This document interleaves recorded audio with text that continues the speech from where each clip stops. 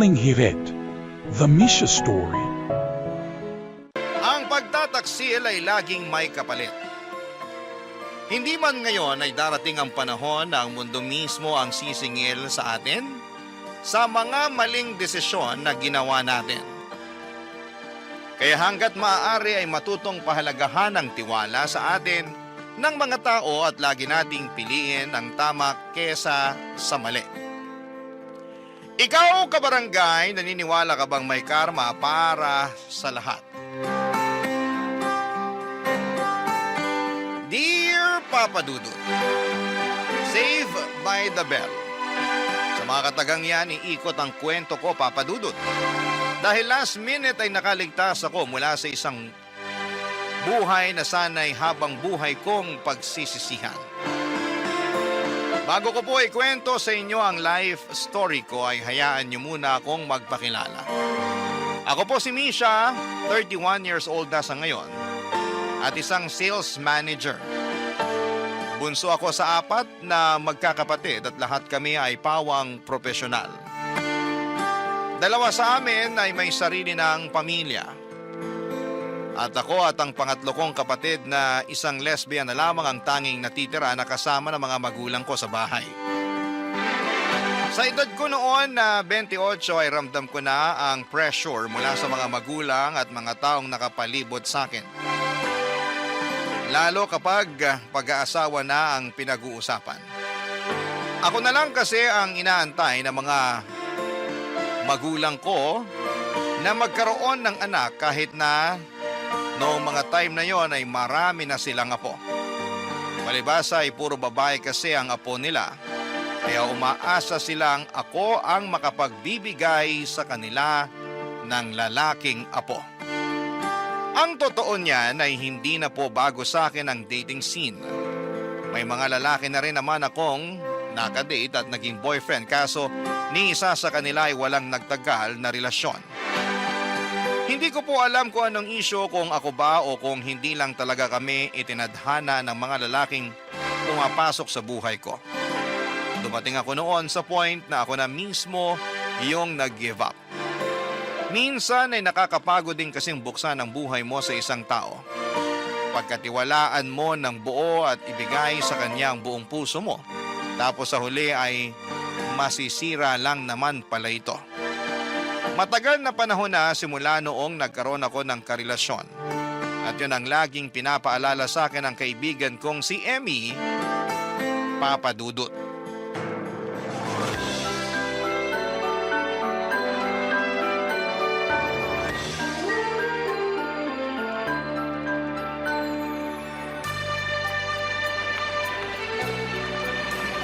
Grabe, ang hirap mag-book ng sasakyan ngayon ah. Bakit kaya? Rush hour kasi.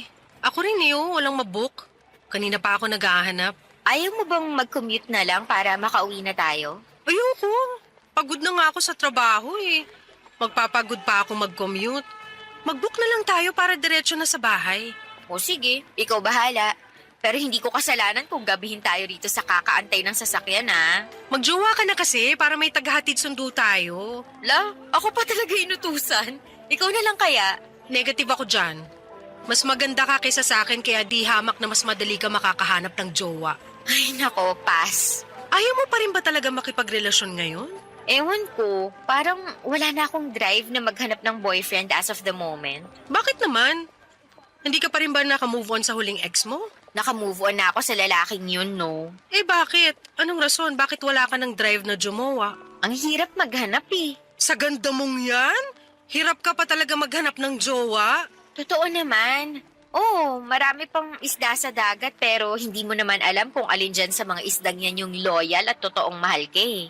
Ang hirap kaya nun. Para kang naghahanap ng karayom sa dayami. Laking epekto rin siguro nung ginawa sa'yo nung last boyfriend mo. Kaya nagbago na yung tingin mo sa pakikipag-date. Sobra-sobra din kasi yung effort na ginawa mo para sa taong yun eh. Wala eh. Ganun ako magmahal. Talagang binibigay ko yung lahat. Ganun naman talaga dapat, di ba? Kapag mahal mo, ibibigay mo lahat. Oo, pero magtira ka naman para sa sarili mo.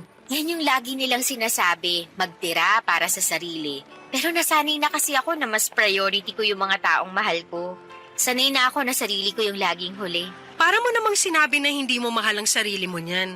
Baka nga, kasi minsan hindi ko nare-realize na nawawala na rin pala ako ng self-respect. So baka nga totoo na hindi ko mahal sarili ko. Naku, hindi yan maganda. Pero buti aware ka. Kasi yung last BF mo, grabe, ang lala ng ginawa mo ron. Habol to the max talaga na para bang may ipinatago kang milyones sa lalaking yun. Kaya ayaw mo siyang pakawalan. Tumibok yung puso ko para sa kanya eh. Hindi naman kasi porket niloko ka, hindi mo na mahal agad. Yan yung masakit eh. Niloko ka na't lahat, mahal mo pa rin. Kaya nga sinasabi nila na minsan, nakakatunaw talaga ng utak yung pag-ibig na yan. Diba? Kaya hindi mo ko masisisi kung bakit wala pa ako sa mood na makipagjowa sa ngayon. Hindi pa ako ready na maranasan yung nangyari sa akin noon. Kung sa bagay, trauma malala no? Tiis-tiis na lang muna tayo sa ganito na nagko-commute pa uwi. Pero sana, kung sino man sa atin yung maunang magkajowa, sana makabingwi tayo nung may kotse para hindi na pahirap ang umuwi. Kung sinwerte. Pero kung ako tatanungin mo, bago ko problemahin yung mga ganyang bagay, siguro gusto ko munang ayusin yung ugali ko pagdating sa pag-ibig. Which is, Ayun nga, yung lagi kong hinuhuli yung sarili ko. Sana kapag dumating yung time na magkaroon ulit ako ng boyfriend, matutunan ko ring mahalin at irespeto yung sarili ko. simulan mo na ngayon. Ang mahalaga, alam mo na kung ano yung problema. One step at a time. Nandito naman ako napagsasabihan ka kapag sumobra ka na. Salamat. Basta dapat non-negotiable na yung cheating Once nag-cheat, hiwalay na agad. Wala nang habol ng habol parang aso. Try kong gawin yan. O sige, hanap ka na ng jowa para matry mo. Sirha. O yan na, may nag-accept na sa booking ko. On the way na ba? Sabay na lang ako sa'yo. Oo, papunta na siya. Ayan, very good. Gusto ko na kasi mag-shower, sobrang lagkit ko na. Girl, same.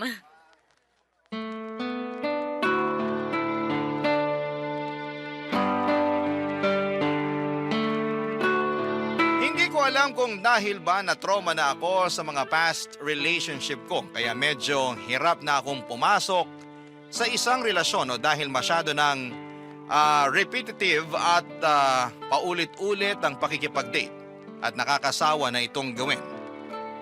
Minsan kasi papadudod ay nakakapagod na rin ang paulit-ulit na pakikipagkilala at pagtitiwala sa mga taong hindi mo naman sigurado kung makakatuluyan mo ba o hindi. Pero katulad nga ng sinabi ni Emmy ay walang mangyayari kung wala akong gagawin. Kaya naman sinubukan ko ulit na makipag-date papadudod.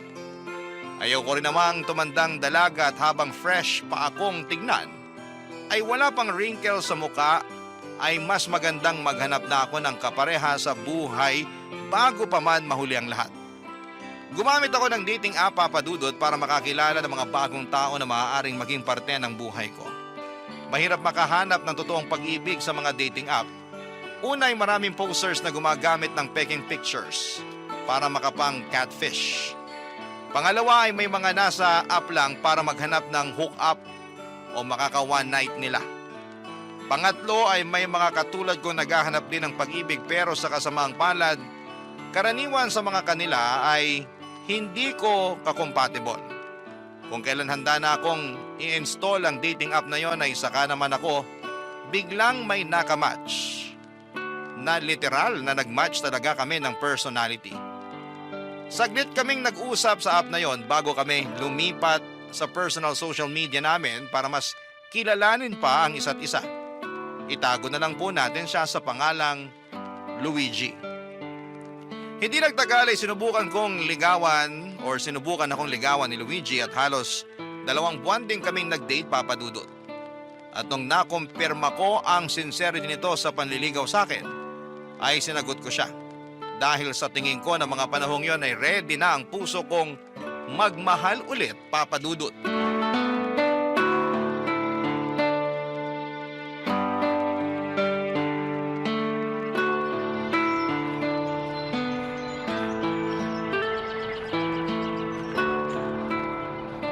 Wala kang trabaho ngayon?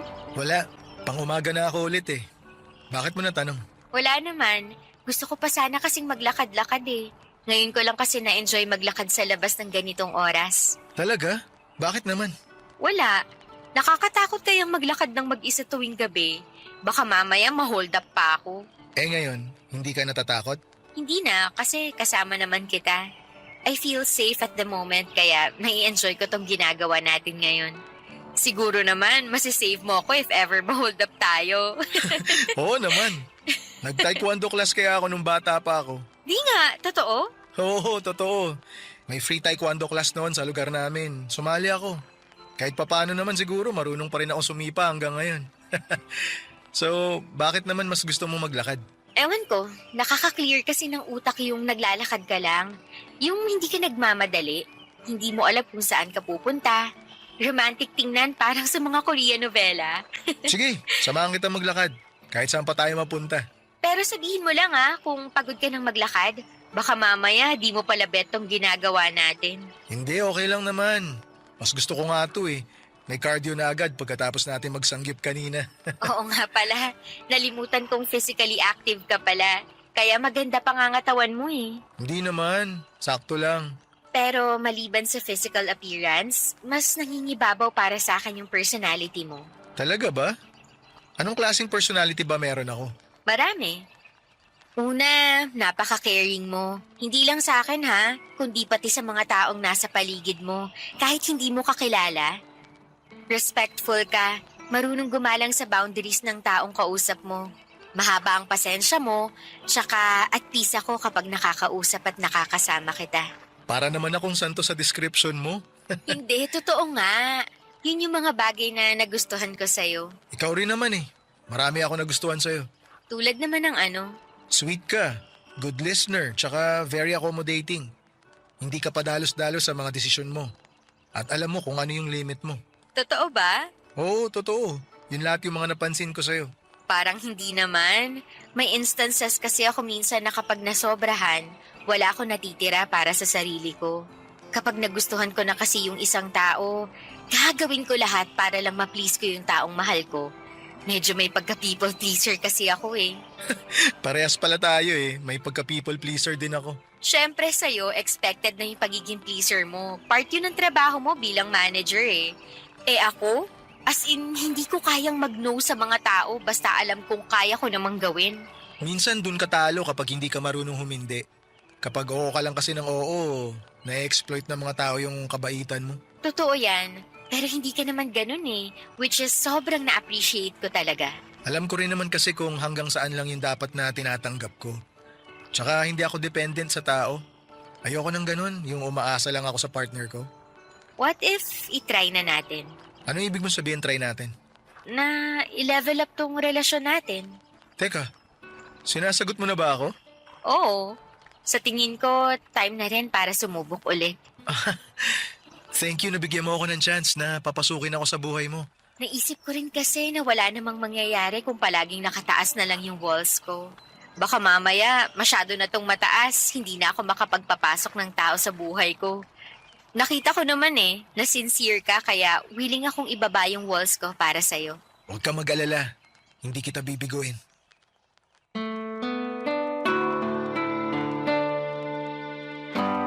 Papadudot manager sa isang fast food chain si Luigi Papadudot. Breadwinner siya ng kanilang pamilya kung saan ay may 6 siyang kapatid at bunsong pinag-aaral pa. Dahil mula sa hirap ay very down to earth itong si Luigi. Marunong siyang umintindi ng sitwasyon at madali lamang siyang makisimpatya sa mga tao. Maganda ang hubog ng katawan nito at hindi siya nag-gym pero meron siyang healthy lifestyle. Kaya naman maganda ang pangangatawan niya. Wala rin siyang bisyo at ang tanging pinagkakabalahan lang niya sa buhay ay ang pagsali sa mga fun run at kung minsan ay umakyat ng bundok. Naging low-key lang kami ni Luigi sa mga unang buwan ng relasyon namin. Gusto ko kasi na masolo ko muna siya bilang boyfriend ko bago siya ipakilala sa publiko. Walang kaalam-alam noon ang mga kamag-anak ko. Pati na rin ang best friend kong si Emmy na taken na pala ako noon. After a month ay saka ako nagkaroon ng soft launching sa boyfriend ko. May mga pag-post na ako noon ng mga pictures namin ni Luigi kung saan ay nakatago ang mukha nito at hindi ko siya pinapangalanan. Nakakatuwa dahil parang naintriga ang mga kakilala ko dahil puro sila tanong kung sino ang lalaking kasama ko sa mga pictures ko sa Facebook. And after 3 months ay naging stable na ang relasyon namin ni Luigi. Nakapag-adjust na kami mula sa isa't isa at komportable na kami sa piling ng bawat isa. Kaya naman naisipan kong opisyal na siyang ipakilala sa pamilya ko. Una ko siyang ipinakilala kay Emmy para sana isorpresa ko ito. Pero sa halip na masorpresa, ako ang nagulat sa nalaman ko tungkol kay Luigi Papadudut. Barangay Love Stories. Barangay Love Stories. Papadudut, may fiesta noon sa lugar namin at nagtipon-tipon ng mga kamag-anak at ilang kaibigan ko sa bahay namin. Naisip ko na yun na ang best time para ipakilala ko si Luigi sa kanila. Sakto na off noon ni Luigi sa trabaho niya kaya nadala ko siya sa bahay. Katulad ng inaasahan ko ay nagulat ang lahat nang ipinakilala ko na si Luigi sa pamilya ko. Kahit na may pa-soft launch na ako noon sa Facebook, ay hindi nila inaasahan na makakabingwit ako ng boyfriend na mabait at may itsura. Hindi katulad ng mga nakaraang kong ex na katulad ng sabi ng kapatid ko ay hindi niya trip ang mukha. Sobrang saya nila para sa akin dahil matapos ang mahabang panahon ay binuksan ko ulit ang puso ko para sa panibagong pag-ibig. Kung nagulat ang lahat sa revelasyong ginawa ko ay mas nagulat naman si Emmy nung nakilala na niya kung sino ang boyfriend ko. Pagkatapos noon ay dinala ako ng kaibigan ko sa isang sulok at siya naman ang may kinumpisal sa akin. Tinanong niya sa akin kung paano kami nagkakilala ni Luigi at nung nakwento ko ang history naming dalawa ay inamin ni Emmy na minsan na palang nanligaw sa kanya si Luigi.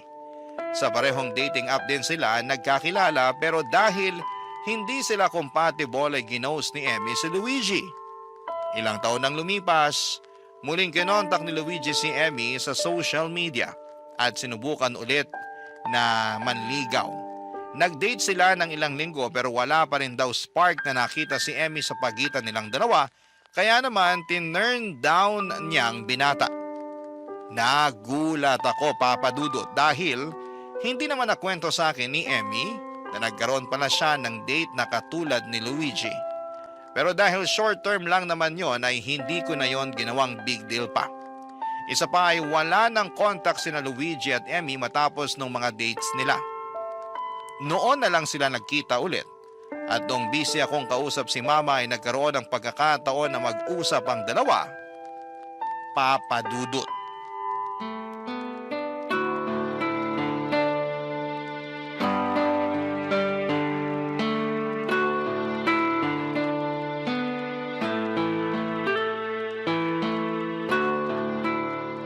Kumusta ka na? Naalala mo pa ba ako? Ikaw nga yung dapat kong tanungin yan eh. Nagulat ako na naaalala mo pa pala ako. Paminsan-minsan, nakikita ko yung mga post mo sa Facebook. Kapag dumadaan yung mga picture mo sa feed ko, naaalala ko na, ito yung nanligaw sa akin noon. Yung binasted mo. Grabe naman, hanggang ngayon hindi ka pa rin makamove on. Na-insecure ako nun eh. Nung ginost mo ako, tinanong ko pa yung sarili ko kung pangit ba ako. Hala, hindi naman sa ganun. Hindi lang talaga ako ready sa relationship ng mga panahong yun. Tsaka hello, pandemic kaya nun. Pero okay lang. Hindi ka naman required na gustuin yung mga taong nagkakagusto sa'yo eh. So, kumusta ka naman? May boyfriend ka na ba ngayon? Wala pa rin. Hanggang ngayon, wala pa rin? Until now, hindi pa rin ako ready eh. Talaga ba? Ilang taong ka nang hindi ready ah. May inaantay ka ba? Wala naman. Or baka meron, hindi ko lang alam. Wala akong makita na compatible sa ugali ko eh. Tsaka hindi naman ako nagmamadali. Nai-enjoy ko pa rin naman pagiging single ko kahit papano. Ah, okay. Yun ang mahalaga, at least masaya ka kahit single ka. Oo naman. Hindi naman porket single, ibig sabihin malungkot ka na eh. Marami pa namang ibang bagay dyan na nagpapasaya sa akin. Tulad ng? Kaibigan, family, matcha, fries, pizza. Kanya-kanyang trip talaga eh, no? Basta kung saan tayo masaya, dun tayo. Correct. Pero in fairness laki na ng pinagbago mo. Parang wala naman ako masyadong pinagbago. In terms of physical appearance, sobrang nagbago ka. I mean, hindi naman tayo close. Kaya hindi ko alam kung may pagbabago sa personality mo. Pero sa itsura, malaking nagbago simula nung huli tayo nagkita. Nag-focus kasi ako sa katawan ko noong mga nakaraang taon eh. Nakakatuwa na malaman na may improvement naman pala ako kahit papano. Anong kahit papano? Malaki ka mo. Nagji-gym ka ba? Hindi, more on outdoor activities ako. Running, mountain climbing, nagbabike ako minsan, tsaka calisthenics. Noong mga nakaraang taon, simula nung nakagraduate yung bunso namin, nagkaroon na ako ng oras para sa sarili ko. Okay. Kita naman yung outcome eh. Mas defined na yung features mo ngayon, especially sa mukha. Na-highlight yung panga at saka yung cheekbones mo. Salamat. Ikaw din naman, mas gumanda eh. Asus, bola. Huwag nga ako. Di ako nang bubola, totoo. Mas gumanda ka nga ngayon. Ay naku, tigilan mo ako. Basta masaya ako para sa inyo ni Misha. Mas lalo na sa kaibigan kong yon kasi finally, nagkaroon ulit siya ng time para sa love life niya. Nagulat nga ako na magkaibigan pala kayo. Small world, no? Oo nga eh. Napakalaking coincidence nun. Ako naman, masaya ako na nagkita tayo ulit. Ako rin. Congratulations sa inyong dalawa. Sa wakas nahanap mo na rin yung para sa'yo. Hindi ka natatambay sa mga dating app. Oo nga eh. Sana mag-work. Mag-work yan kung i-work out nyo yung relationship nyong dalawa. Basta huwag ka mag-a-attempt na lokohin yung kaibigan ko. Kasi ako talaga makakatapat mo. Huwag kang mag-alala, hindi ko gagawin yun kay Misha. Iba pa naman ako magalit. Sobrang soft kasi ni Misha eh. Minsan okay lang sa kanya yung kahit nasasaktan na siya, basta ang gusto niya, hindi siya nakakasakit ng damdamin. Nabanggit nga niya sa akin na people pleaser daw siya. Pero sigurado ako na hindi ko hahayaang humantong kami sa point na iti-take for granted ko siya. Dapat lang. Minsan kasi kulang sa initiative si Misha lalo na pagdating sa sarili niya. Hindi niya alam kung kailan dapat tumigil kapag sobra na. Huwag kang mag-alala, ako nang bahala sa kaibigan mo. Patutunayan ko sa kanya na napunta siya sa tamang tao. Ay, ang sweet naman. O siya, pumasok na tayo. Baka kanina ka pa hinahanap ng girlfriend mo. Sige, mauna ka na. Magpapahangin lang ako saglit dito sa labas. Medyo overwhelming kasi yung mga tao sa loob eh. Gusto mo ba tawagin ko si Misha para samahan ka rito sa labas? Huwag na. Susunod din naman ako agad sa loob. Okay, sige. Maiwan na kita. Pasok na ako. Very supportive si Emmy sa naging relasyon namin ni Luigi. Hindi perpekto ang naging takbo ng relasyon namin, Papa Dudut. May mga pagkakataon na nagkakaroon kami ng mga hindi pagkakaintindihan dahil sa trabaho, expectations sa buhay, at minsan ay miscommunications. May time din noon na muntik na kaming maghiwalay dahil pakiramdam namin ay wala ng bago sa relasyon namin. Pero sa kabila nito ay mas pinili naming hanapin ang punot dulo ng mga problema namin para sabay namin itong ayusin. Ang mga bagay na yon ang mas nagpapatatag ng pagsasama namin ni Luigi, Papa Dudut.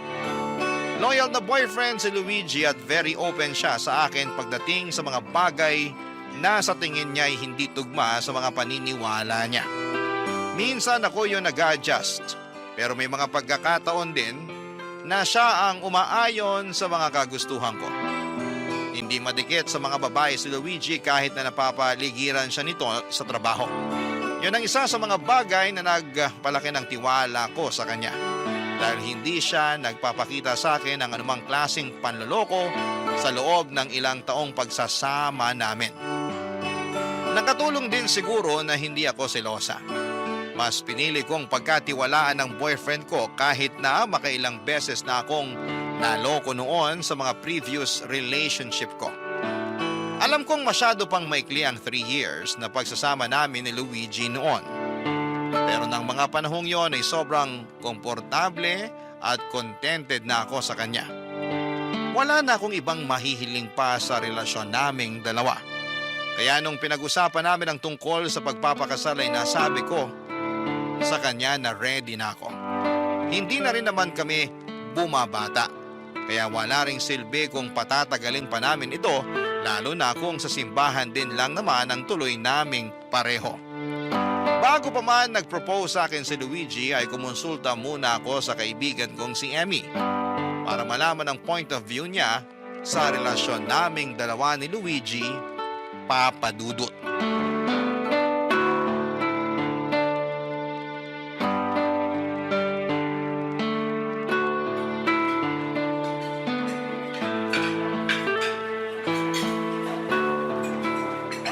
In fairness, ang tagal ko na rin hindi nakakatikim ng bibimbap ha. Nakakabusog nga eh. Hindi pa ako nangangalahati pero parang puno na tong tiyan ko. Pero nag-iba yung lasa ng bibimbap nila rito, no? Hindi na katulad ng dati. Nagtitipid na kasi. Pati nga serving, kumonti eh. Pansin ko rin. Pero kahit ganun, madami pa rin namang pumipila sa kainan na to. Koreanong hilaw kasi karamihan sa mga Pinoy. Kaya kahit mahal yung pagkain, gora pa rin sila. Tingnan mo nga yung mga samgyupsalan dito. Hindi na uubusan ng customer kahit pagkamahal-mahal. Sinabi mo pa. Ibang-iba kasi yung cuisine nila kumpara sa Pinoy. Maganda rin namang itry yung ibang culture. Maiba tayo. Feeling ko, any day now, magpo-propose na sa akin si Luigi. Hindi nga. Talaga? Paano mo naman nasabi? Pansin ko lang sa mga galawan niya. May isang instance pa na nahuli ko siyang nanonood ng mga proposal videos online. Hindi ko sure, baka nga nag-a-assume lang ako. Ewan ko. Nag-usap na ba kayo tungkol sa pagpapakasal? May one time na napag-usapan na namin yung tungkol doon. Parang randomly, napunta lang bigla sa kasal yung topic namin. Tapos ayun, Wala naman siyang sinabi or tinanong if handa ka na magpakasal? natanong niya na sa akin yun. O anong sagot mo? Sabi ko, feeling ko ready naman na ako. Nasa tamang edad na rin kami para magkapamilya eh. Pero hindi ba masyadong maaga? 3 years pa lang kayo ah. Wala naman yun sa tagal ng pagsasama eh. Kung committed na talaga kayo sa isa't isa, 3 years man yan o 10 years, kung sa kasal din lang naman mauuwi ang lahat, ba't hindi pa natin gawin ngayon, di ba? Ay, may point ka. Oo nga. Pero hindi rin kasi biro ang kasal, lalo na't wala pang divorce dito sa Pilipinas. May annulment nga, mahal naman. Maganda yung pag-isipan niyo muna bago kayo sumabak sa ganyang kalaking desisyon. Tandaan mo, nasa huli ang pagsisisi. Bakit? Sa tingin mo ba hindi kami magtatagal ni Luigi? Hindi naman sa ganon. Tsaka wala akong karapatang mag-comment tungkol dyan kasi wala naman akong alam sa pagsasama niyo eh. Kayo mismo ang makakapagsabi niyan. Parang magkapareho naman kami ng iniisip eh. Maging siya naman, ready na raw magpakasal kung sakali. Eh kung pareho naman pala kayong sure, why not? Desisyon niya namang dalawa yan eh. Nakakaloka. Parang kailan lang nag-uusap tayo tungkol sa love life na yan. Tapos ngayon, ikakasal ka na. Gaga, hindi pa sure. Hindi pa nga nagpo-propose si Luigi eh. Gut feeling ko pa lang yun. Kahit na, congratulations in advance pa rin. Basta, alam mo na, wala ka ng ibang pipiliing maid of honor kundi ako lang Syempre naman. Alam mo, nakakatuwa. Kasi despite sa naging history namin ni Luigi, hindi naging issue yun sa inyong dalawa. Hindi naman naging kayo eh. Tsaka hello, ikaw mismo nang busted sa tao, kaya alam kong hindi mo siya bet. Na siyang tunay naman. Tsaka wala na sa akin yung interest na Luigi. Nasa iyo na, kaya wag mo nang problemahin yung nakaraan namin. Kung tutuusin, wala naman talaga kaming nakaraan. Ginost ko nga, di ba? Hindi ko naman pinoproblema yan actually. Natuwa nga ako na inamin nyo agad na may history pala kayo. Tsaka isa pa, nakita ko naman the previous years kung gano'n nyo nire-respeto yung boundary ng isa't isa. Pati na rin yung sa akin. Nasa respeto lang talaga yan sa tao. Marunong akong dumistansya, lalo na kapag feeling ko medyo uncomfortable na yung sitwasyon. Kinakabahan ako. Bakit naman? Parang lagi na akong on edge ngayon eh. Lalo na't alam ko na baka mag-propose sa akin si Luigi anytime. Alam mo namang hindi ako mahilig sa mga surprises eh. Alam mo, enjoyin mo na lang yung moment kesa i-overthink mo. Kahit naman anong mangyari, alam naman natin kung anong kalalabasan ng proposal eh. Unless, nagdadalawang isip ka. Hindi naman ako nagdadalawang isip. Hindi ko lang alam kung anong magiging reaction ko once na nag-propose na nga si Luigi. Basta be natural. Huwag mo na yung isipin masyado. Baka mamaya maging scripted pa yung reaksyon mo. Masasayang lang effort ni Luigi. Ay nako, wag na nga nating pag-usapan yan. Nagkaka-anxiety ako eh. Imbis na ma-excite, mas lalo pa akong kinakabahan. Sige na nga, change topic na tayo.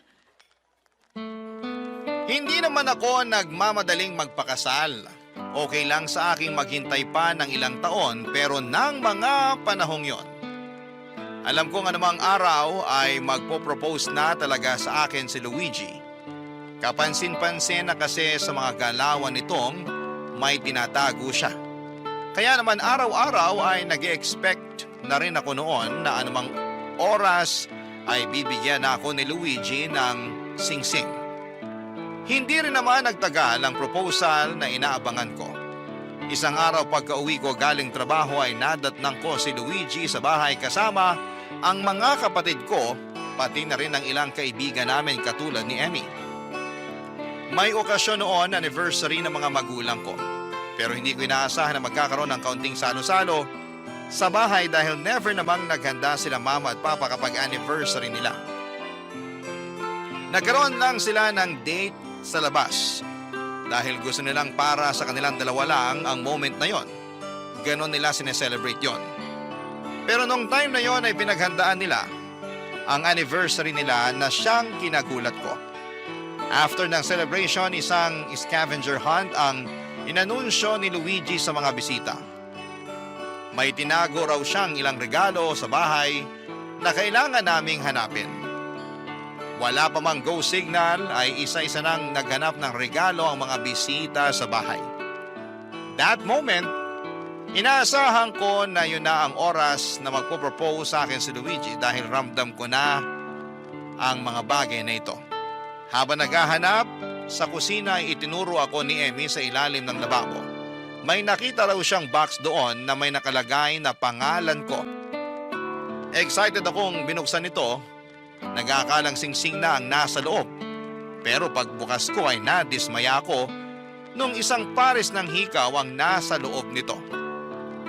Pagkalabas ko ng kusina ay nagulat ako noong nakita ko si Luigi sa gitna ng sala na nakaluhod ang isa niyang paa. May hawak itong box at sa loob ng box ay isang singsing. Paglapit ko sa kanya ay doon na niya hiniling ang mga kamay ko, Papa Dudut. Sinagot ko na siya. Pumayag akong magpakasal kay Luigi. Barangay Love Stories. Barangay Love Stories. Papa Dudut, sobrang excited ng lahat noon sa magaganap na kasal.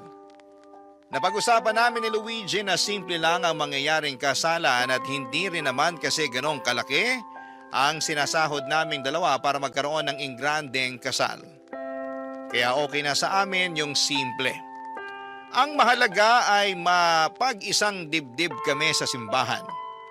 Si Emmy ang ginawa kong maid of honors na siyang naging kasama ko sa pagbuo ng plano para sa magaganap na kasal.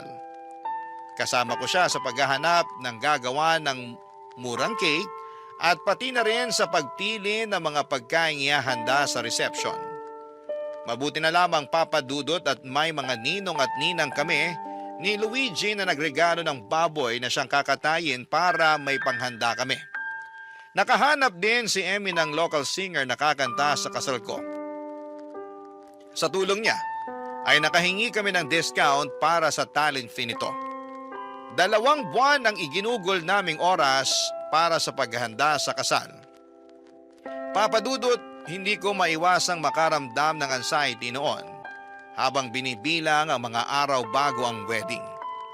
Isang malaking desisyon kasi ang pagpapakasal at araw-araw kong ipinapanalangin noon na sana'y tama ang desisyon na gagawin ko. Hindi naman sa pinagdududahan ko ang fiancé ko ng mga panahong yon. May mga pagkakataon lang na makakaramdam ka ng takot sa mga malalaking bagay kung saan ay marirealize mong magbabago na pala ang buhay mo. Sa iba ay cold feet ang tawag nila doon. Yung mawawalan ka ng kumpiyansa at mapapalitan ito ng takot. Pero sa huli ay nalabanan ko ang lahat ng ito, Papa Dudut.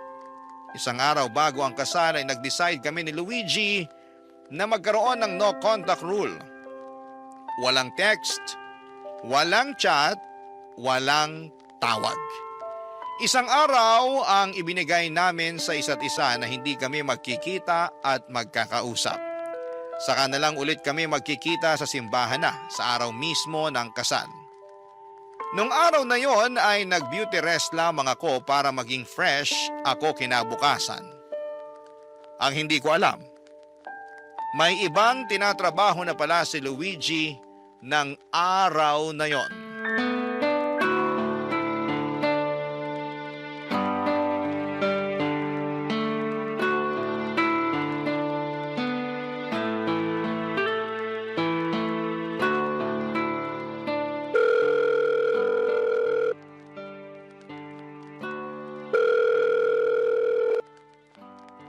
Emmy. Napatawag ka. Oh, gising ka pa pala. Akala ko tulog ka na. Hindi ka kasi nag-reply sa message ko eh. Nanonood ako eh. Pasensya na. Ba't gising ka pa? Late na oh. Hindi ako makatulog. Bakit naman? Kinakabahan ka para bukas. Medyo, pero mas excited ako kaysa kabado. Anong meron? Ba't ka nga pala napatawag ng gantong oras? Hindi rin ako makatulog eh. Bakit? Kinakabahan ka rin? Hindi. May ibang tumatakbo sa isip ko ngayon. Ano naman yun? Luigi, sure ka na ba talaga bukas? Anong ibig mo sabihin?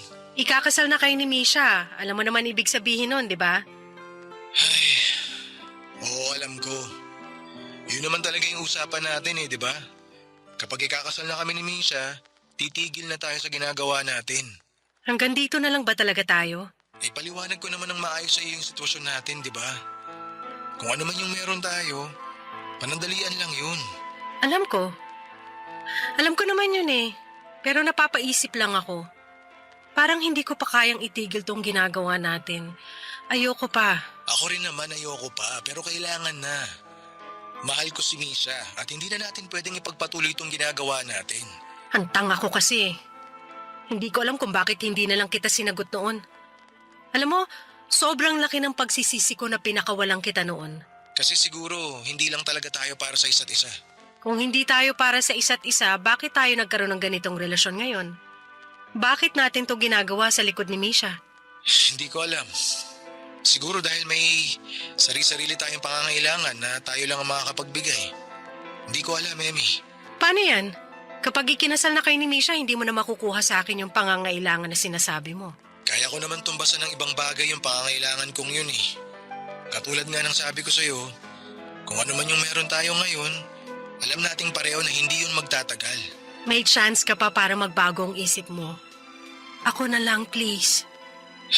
Sorry, Emmy. Pero iba si Misha eh. May isang bagay na meron siya na wala ka. Yun yung pagmamahal ko sa kanya. Sana pala hindi na lang ako pumatol sa'yo. Sana pinigilan ko na lang yung sarili ko kung alam ko lang na ganito pala yung mararamdaman ko para sa'yo. I'm sorry. Hindi pa kita kayang bitawan eh. Hindi ko talaga kaya. Isipin mo na lang si Misha. Anong mararamdaman niya kapag nalaman niya tong ginagawa natin? Mas maganda na itigil na natin to bago pa niya malaman yung totoo. Nakakakonsensya na inaahas ko ang sarili kong kaibigan, pero ano magagawa ko kung nahulog na ako sa'yo? Sorry pero hindi talaga pwede. Paano ngayon kita aalisin sa isip ko? Ang hirap nun, Luigi. Na palagi kitang makikitang may kasamang iba. Best friend ko pa. Hindi rin naman kita makakalimutan eh. Lalo na maraming gabi rin yung pinagsaluhan natin. Teka, gusto mo ba puntaan kita ngayon? Ah? Ngayon? Pero anong oras na? Hindi rin naman ako makatulog eh. Magkita tayo. One last time kung gusto mo. Ano to? For closure, ganon? Pagbigyan lang natin yung mga sarili natin. Kahit sa huling pagkakataon. One last time? Oo. Ayaw mo ba? Sige. Aantayin kita rito. Pero wag dito sa bahay. Hanap tayo ng ibang lugar.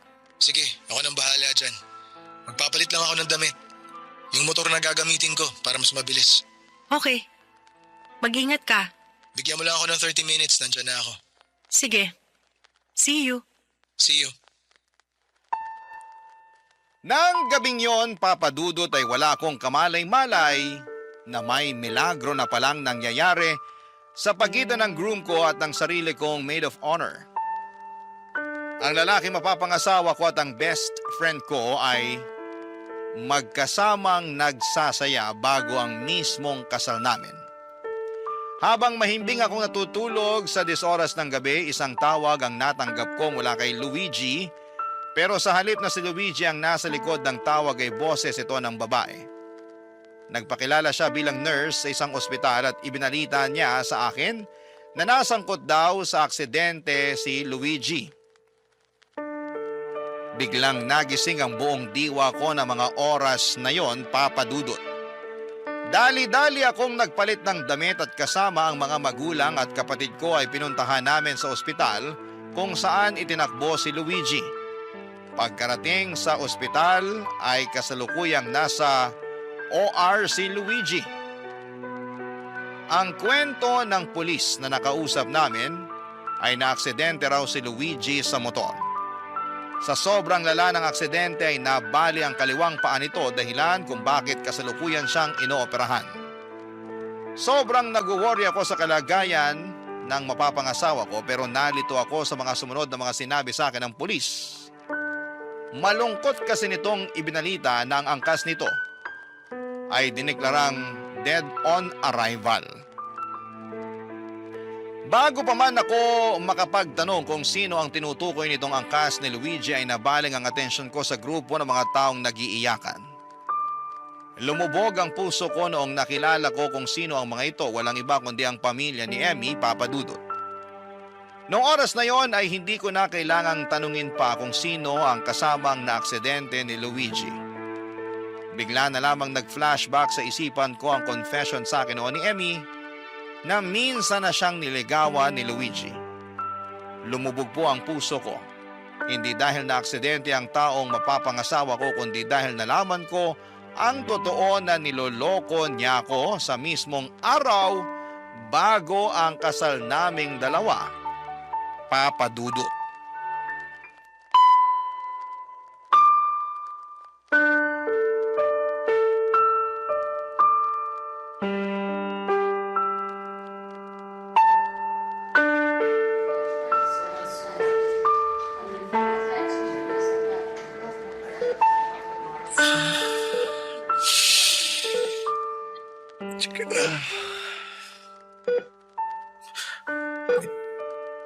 Misha, Kumusta ka na? Anong nararamdaman mo?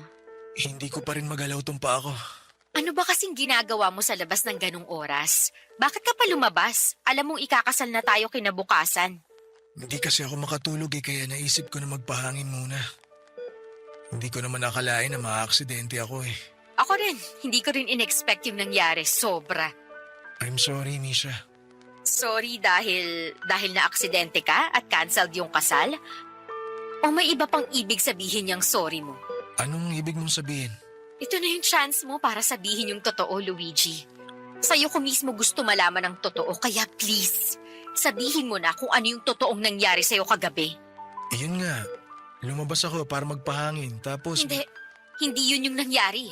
Kulang-kulang yung kwento mo. Hindi kita magets. Alam ko na ang totoo. Hindi mo na kailangang magsinungaling dahil lahat-lahat alam ko na. Gusto ko lang tong marinig mula sa'yo. Misha... Bakit? Bakit, Luigi? Para saan? Bakit mo ginawa sa akin yun? Nagkita lang kami ni Emmy kasi pareho kami hindi makatulog. Nag-stroll lang kaming dalawa. Tama na, please. Tumigil ka na sa pagsisinungaling. Alam ko kung anong nangyari. Nakausap ko na yung mga pulis. May nakagitgitan kayo sa parking lot sa isang hotel. Naghabulan kayo sa kalsada hanggang sa binangga kayo ng sasakyang humahabol sa inyo. Alam ko nasakay mo si Emmy kagabi. Nandito rin siya ngayon sa ospital na to. Nahuli na yung bumangga sa inyo. Kinuwento niya sa pulis ang mga nangyari. Misha, maniwala ka. Wala kaming ibang ginawa ni Emmy. Galing kayo sa parking lot ng isang hotel. Anong gagawin niyo doon ng ganong oras? Umamin ka na, Luigi. Tatanggapin ko naman yung totoo Masakit, pero kailangan kong tanggapin na may nangyari sa inyo ng best friend ko. Misha... Alam mo kung ano yung masakit? Niloko mo na nga ako bago yung kasal natin. Tapos sa best friend ko pa. Sa best friend ko pa. Sana patawarin mo ako. Isang beses lang naman nangyari yun Maniwala ka sa akin. Kahit isang beses pa yan, hindi nun mapagtatakpan ng katotohanan na niloko niyo akong dalawa. Hindi na talaga mauulit yun, please.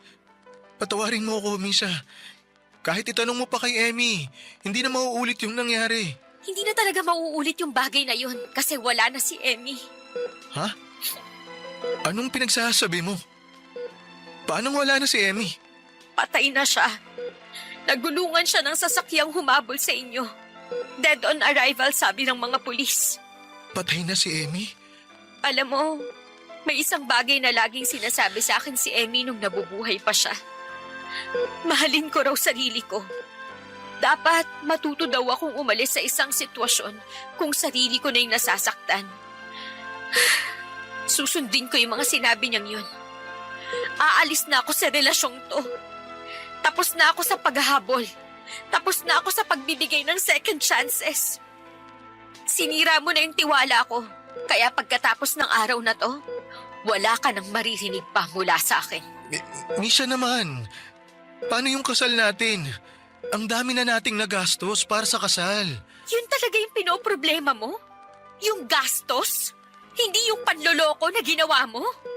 Hindi yung fact na patay na si Emmy dahil na-disgrasya kayong dalawa pagkatapos niyo akong lokohin sa mismong gabi bago ang kasal natin?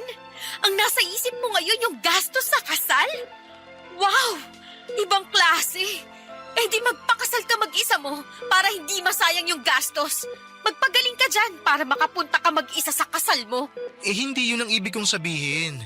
Please, Misha, hayaan mo muna ako mag-explain. Sobra. Sobra yung tiwalang binibigay ko sa'yo. Akala ko, iba ka. Akala ko ikaw na eh. Hindi mo lang ako sinaktan sa araw mismo ng kasal natin. Sinira mo pa yung pagkakaibigan namin ng best friend ko. Kahit patawarin pa kita sa ginawa mo, iba na ang tingin ko sa'yo, Luigi. Kaya, wala na. Wala na to. Hindi na natin maisasalba tong relasyon natin. Salamat pero ito na yung huling araw na makikita mo ko. Aalis na ako. Teka, Misha, sandali lang. Mag-usap muna tayo. Misha, please! Puno ng galit ang puso ko nung nalaman ko ang katotohanan. Hindi ko alam kung magagalit ba ako o kung ipagluluksa ko ba. Ang pagkamatay ni Emmy ang tanging tao na itinuturing ko bilang best friend. Sobrang gulong-gulo ng isipan ko noon sa puntong hindi ako lumabas ng bahay ng ilang araw. Nagmukmuk lamang ako habang unti-unting tinatanggap ang mga pangyayari. Hindi ko na muling binisita pa si Luigi sa ospital. Ang huling balita ko sa kanya ay naputulan na raw siya ng paa dahil nagkaroon ng komplikasyon ng nabali nitong paa matapos maimpeksyon. Sa kabilang banda ay hindi ko nagawang dumalaw sa burol ni Emmy dahil na rin sa tampo at galit. Alam kong hindi magandang magalit sa taong na mayapa na pero sobrang sariwa pa kasi ang sakit na nararamdaman ko noon. Ilang linggo ang pinalipas ko bago ako nagkaroon ng lakas na dalawin si Emmy sa sementeryo. Naisip ko na kahit papaano, kahit nagawa niya akong lukohin, ay marami pa rin siyang mga magagandang bagay na nagawa sa buhay ko. Doon din ay sinubukan ko siyang patawarin, papadudot. Sa hindi mabilang na pagkakataon ay muli na namang nawasak ang puso ko. Pero mas tatanggapin ko na lamang ito kesa natuloy ang kasal ko sa isang lalaking hindi ko alam na niloloko na pala ko. Kaya tunay na ang buhay ko ay saved by the bell.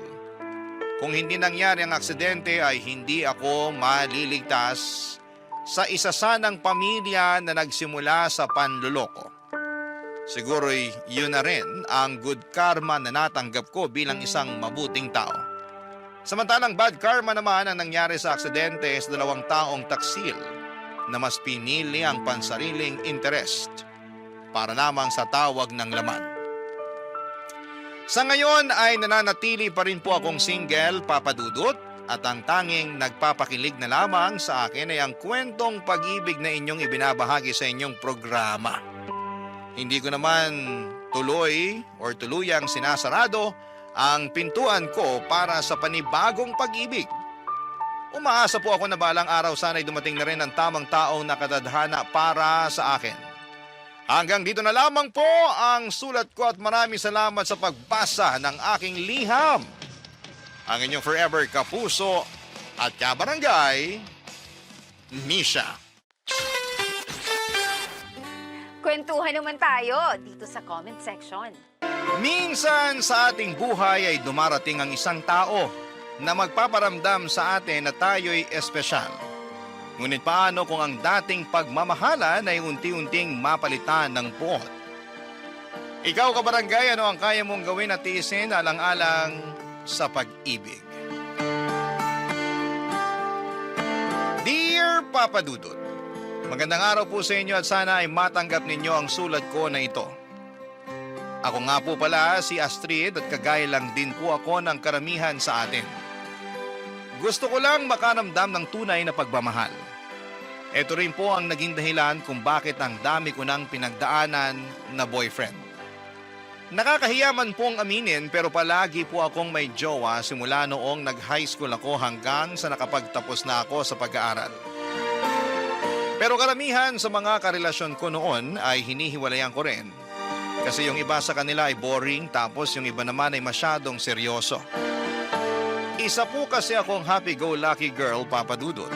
At ang gusto ko sa buhay ay yung boyfriend na magbibigay sa akin ng exciting na experience.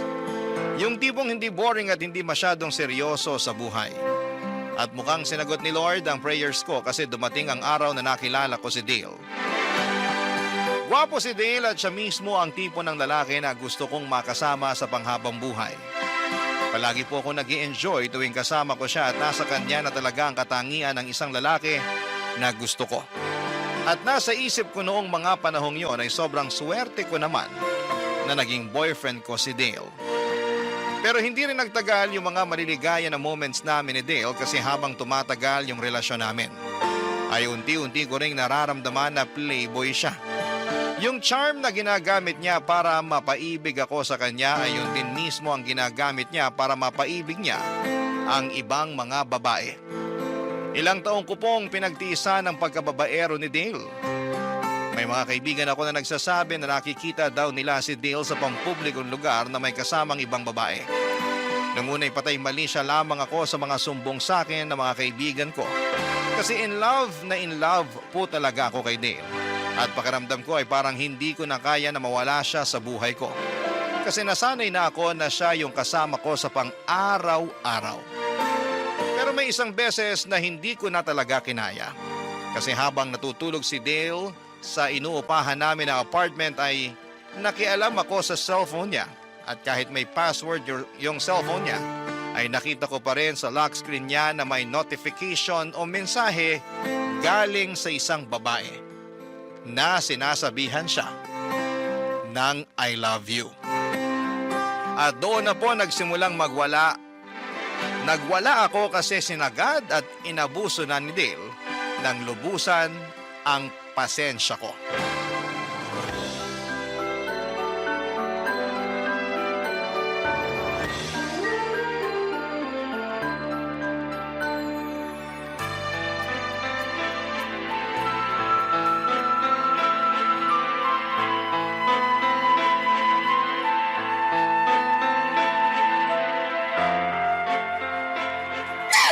Walang iya ka!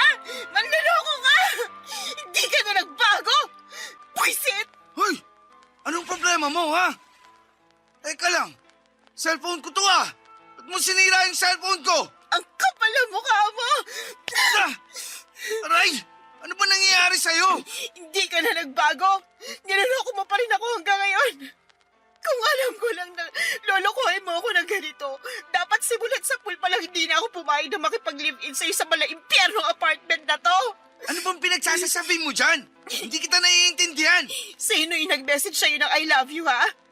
Aminin mo nga sa akin, Dale. Ilang ba kaming mga babae sa buhay mo? Baby, sinabi ko naman sa'yo na ikaw lang ang babae sa buhay ko, di ba? Sinungaling ka! Wala ka lang ibang ginawa kundi ang pagmukain akong tanga. Umigil ka na, naririndi na ako sa'yo.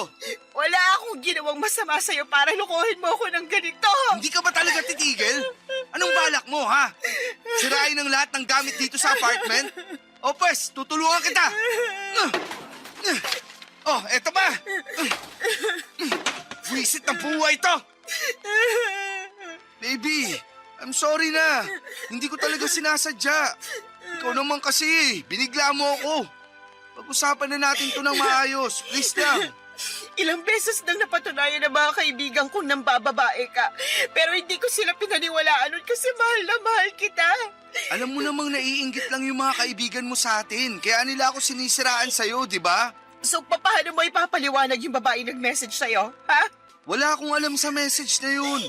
At isa pa, hindi ko naman siguro kasalanan kung lapitin ako ng mga babae, di ba? Galit na galit ako sa'yo.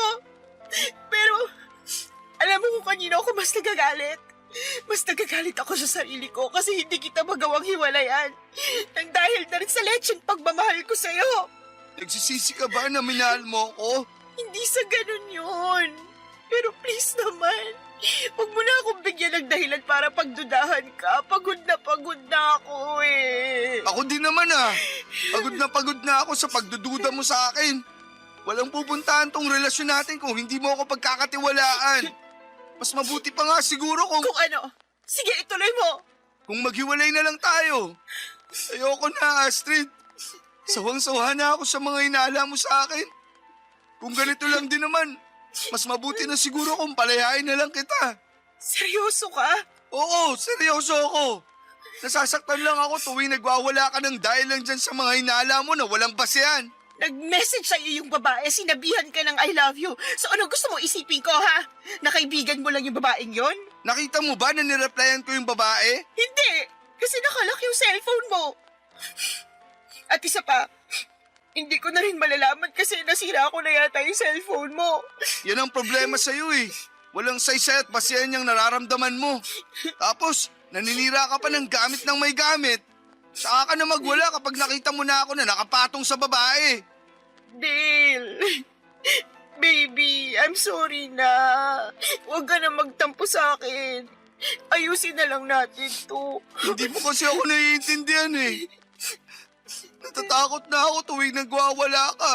Sorry na talaga. Masahabaan ko na yung pasensya ko, promise. Promise mo yan ha? Oo. I'm sorry, baby. Patawarin mo na ako, ha? Oo na. Pinapatawad na kita. At yun na nga po, Papa Dudut, na baligtad ang pangyayari. Bulag na bulag po talaga ako sa pagmamahal ko kay Dale ng mga panahong yon. Biruin mo ha, ako pa yung humingi ng sorry sa kanya kahit siya naman talagang may kasalanan sa akin. Ganon siya makapanimulative noong kami pa, Papa Dudut. At paulit-ulit na lamang po yung nangyayari sa tuwing nag-aaway kami. Sigawan, siraan ng gamit tapos bati ulit na parang walang nangyari. Sobrang toxic na ng relasyon namin pero pinili ko pa ring tiisin kasi pakiramdam ko noon ay hindi ko talaga kakayanin na mawala si Dale sa buhay ko. At hindi ko na namamalaya na unti-unti ko na palang pinapalagpas lahat ng kababuyan at kawalang hiyaan niya sa akin. Hindi ko akalain na ganito pala ang pag-ibig, nakakabobo ito. Kaya mong isang tabi ang pride mo, ang dignidad mo, lahat-lahat na. Para lamang makaramdam ka lang ng kahit kaunting kaligayahan. Para mas malinaw po sa mga kabarangay ninyo kung gaano kagulo ang relasyon namin ni Dale, ihahalin tulad ko po ito sa isang babuyan. Sa simula ay sobrang baho at ang sakit sa ilong. Pero habang tumatagal ay masasanay ka rin at hindi mo na gaanong napapansin yung baho ng babuyan. Ganon na ganon kami ni Dale. Parang nasanay na lamang po ako sa baho ng relasyon namin. May mga pagkakataon na nagigising ako sa katotohanang babaero talaga si Dale, pero sa huli ay ako pa rin yung nagpakumbaba. Nagpakababa. Lahat ay ginawa ko para lamang maisalba yung relasyon namin na nuknukan na ng katoksikan. Naging normal na lamang sa amin ang sigawan at away bati. Dumating pa sa point na pakiramdam ko ay may kulang sa relasyon namin kapag hindi kami nag-aaway ng isang beses sa isang linggo. Pero lumipas ang ilang linggo, Papa Dudut, at kahit papaano ay natauhan na rin po ako. Isang araw palihim kong sinundan si Dale noong nagpaalam siya sa akin na lalabas daw siya. At noong nakabuntot ako sa kanya, doon ko mismo nakita na may kasama siyang ibang babae. Doon na rin po ako nagising at napaisip na baka panahon na talaga para palayain ko na ang sarili ko mula sa ganitong klase ng pakikipagrelasyon, Papa Dudut.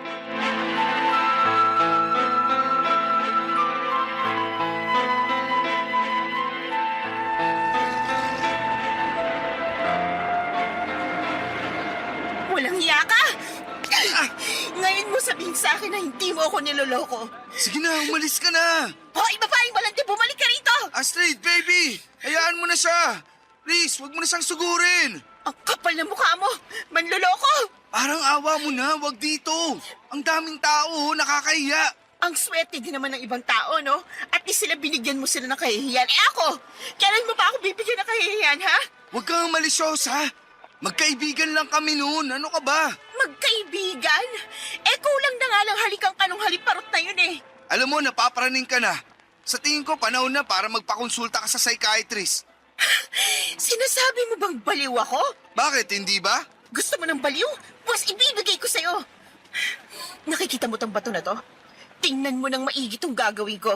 Uy, anong gagawin mo? Lumayo ka sa motor ko. Etong nababagi sa motor mo. Nasisiraan ka na ba ng bait? Higilan mo yan. Binili ko ang motor na to para sa'yo. Pero hindi ko akalain na gagamitin mo lang pala to sa pampababae mo. Ibang klase ka rin, ano? Pues, tingnan na lang natin kung may magagamit ka pa. Nababalaw ka na talaga. Huwag mong pagdiskitahan yung motor ko. Utang na loob, tumigil ka na. Sige, subukan mo lumapit sa akin. At sa'yo ko na talaga ihahampas to. Sira ulo kang babae ka. Tinan mo tong ginawa mo. Wasak na yung motor ko. Pasalamat ka at hindi ang mukha mong winasak ko. Kung tutuusin, kasalanan mo kung bakit tayo umabot sa ganito eh. Paano ko naging kasalanan, ha? Ikaw tong palaging nagwawala tuwing may problema tayo. Ano bang punot dulo ng mga problema natin, ha? Hindi ba't yung pambababae mo? Mali. Nagkakaproblema tayo kasi masyado kang selosa. So, ano gusto mong gawin ko? Palakpakan ka habang nilalandi ka ng kabit mo. Sa'yo na rin mismo nang galing. Ako ang nilalandi nila. Hindi ko na kasalanan kung lapitin ako ng mga chicks. Ang sabihin mo, nilalapitan ka ng mga babae kasi nagpapalandi kang hayop ka. Masyado kang overprotective. Ayoko na, Dale. Ayoko na. Pagod na ako. Aalis na ako. Bahala ka na sa buhay mo. Sandali lang. Bitiwan mo ako, ano ba? Hindi naman natin kailangan maghiwalay eh. Alam mo naman kung gaano kita kamahal, di ba? Hindi. Hindi ko alam kasi paulit-ulit mo na lang ako sinasaktan. Kalimutan na natin to, please. Pinapatawad na kita sa pagsira ng motor ko. Huwag mo na akong iwalayan. Parang awa mo na. At sino nagsabi sa'yo na humihingi ako ng tawad sa pagsira sa motor mo, ha? Hinding-hindi ko pinagsisisihan ng pagsira ako sa lecheng motor na yan. Baby, ang tindi na ng galit mo ah. Sa tingin ko, kailangan na natin magpa-check up sa psychiatrist para mas makontrol mo yung galit mo. Talaga ba? Oo! Ah! Ayan, para yan sa pambababae mo. Ah! At yan, para yan sa panggagaslight mo sa akin. Grabe, Dale. Napaka-manipulative mo. Muntik mo na ako mapaniwala na akong problema at hindi ikaw. Alam mo ikaw, sumusobra ka na! Bitiwan mo ako! Namumuro ka na sa akin! Tingnan mo tong ginawa mo sa pisngi ko! Namumulat ang hapdi na sa kakasampal mo! Kulang na kulang pa yan sa lahat ng atraso mo sa akin. Bitiwan mo ako kung di tatawag ako ng pulis. Astrid! Ayusin na natin to, please! Hindi na natin maaayos ang matagal ng sira. Simula sa araw na to, ayaw ko na makita yung pagmumukha mo. Tapos na ako sa'yo. Hindi naging madali para sa akin na palayain si Dale pero kinailangan ko talagang gawin yon. Kasi paulit-ulit na lamang niya akong niloloko. At noong mismong araw na yon ay bumalik ako sa apartment na tinitirhan namin ni Dale at dali-dali kong kinuha ang mga gamit ko at nakituloy na ako sa boarding house ng pinsan ko. Sa araw din na yon ay nagpasalamat ako sa Diyos kasi kahit masakit ay binuksan niya ang mga mata ko sa katotohanan hindi na magbabago si Dale. Parang nasa dugo na talaga niya ang pagiging chick boy. Pero kahit tinapos ko na ang sobrang toxic namin na relasyon ay hindi ko pa rin naiwasang malungkot. Hindi kasi ako sanay na wala si Dale. Pakiramdam ko na mga panahon na yon ay mag-isa na lamang talaga ako sa mundo. Ang totoo niyan, Papa Dudot, ay tawag pa rin siya ng tawag sa cellphone ko. Pero hindi ko na sinasagot ang mga tawag niya kasi kahit miss na miss ko na siya, mas nangingibabaw pa rin yung sakit na iniwan niya. Iba po talaga yung pakiramdam kapag mismong mga mata mo ang nakakita ng kataksilan ng partner mo. At tuwing naaalala ko yung time na nakita ko sila ng babae niya, mas lalo lang akong nagagalit kay Dale. Aaminin ko na mahal ko pa rin si Dale, pero sa huli ay nanaig ang respeto ko sa sarili ko. Yun ang naging dahilan kung bakit hindi ko na siya muling binalikan. Tapos na ako sa pagiging tanga at tapos na rin akong magpaloko. At alam ko sa sarili ko na hindi ko kailanman deserve na masaktan ng taong minahal ko ng buong buo. Ang maipapayo ko lang talaga sa mga nakakarinig o nakababasa ng kwento ko kung sinasaktan na kayo ng partner ninyo ay huwag nyo nang hintayin pang lumala. Hiwalayan nyo na. Marami kasing klase ng pananakit hindi lang sa pisikal kundi pati na rin sa emosyonal. At minsan mas masakit pa nga yung sugat na hindi nakikita ng mga mata natin. Kung paulit-ulit na lamang kayong inaabuso ay huwag nyo nang patagalin pa at tapusin nyo na kaagad. Parang MRT lang yan.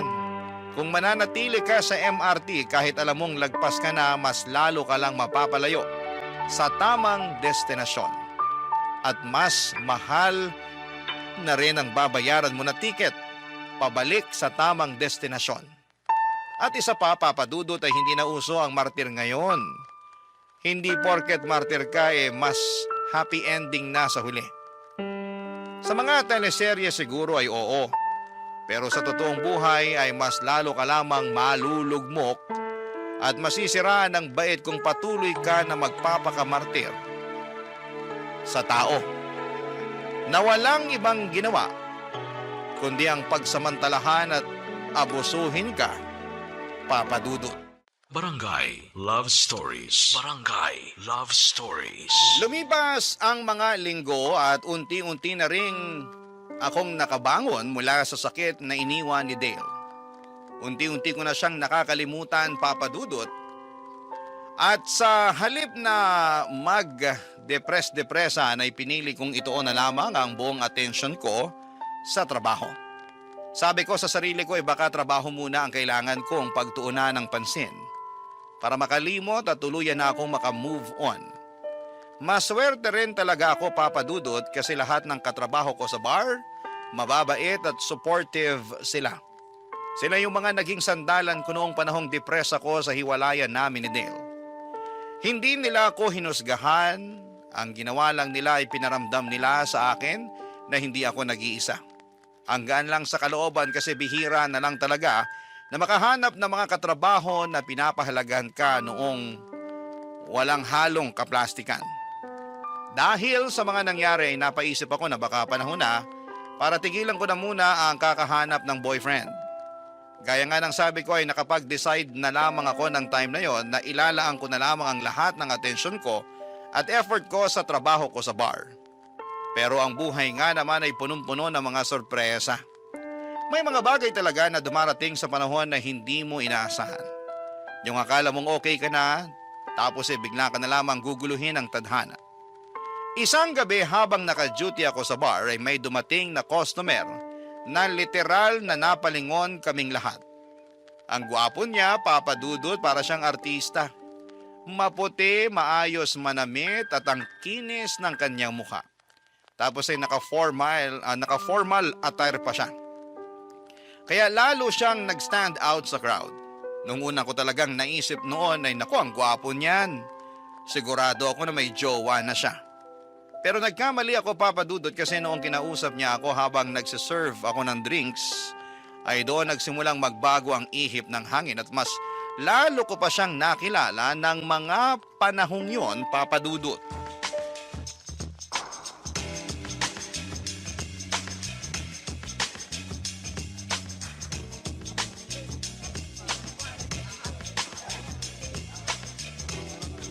Sir, excuse me lang po. Eto na po pala yung in-order niyong drinks. Baka gusto niyo pa pong umorder? Okay na to. Salamat ha. Sige po, thank you din. Miss, teka lang. May kailangan pa po ba kayo? Wala naman. Bakit ganyan po kayo makatitig sa akin? I'm sorry. Nagagandahan lang kasi ako sa'yo eh. Si Sir talaga oh. Thank you. Ako nga pala si Justin. Astrid. Nice to meet you, Astrid. Matagal ka nang nagtatrabaho dito? Opo, lagpas 1 taon na rin. Ang totoo niyan, nagtataka nga ako eh. Kung bakit nagkatrabaho ka pa. Ha? Bakit naman po? Kasi sa ganda mong yan, deserve mong pagsilbihan ka ng isang tao na mamahalin ka habang buhay. Hindi naman po ako na-inform na bolero pala kayo. Uy, hindi kita binobola ah. Hindi kaya ako marunong magsinungaling. Si Sir talaga.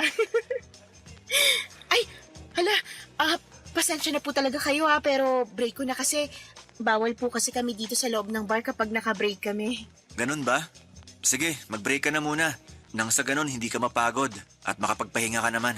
Thank you po talaga. Enjoy your drinks po. Mauna na muna ako.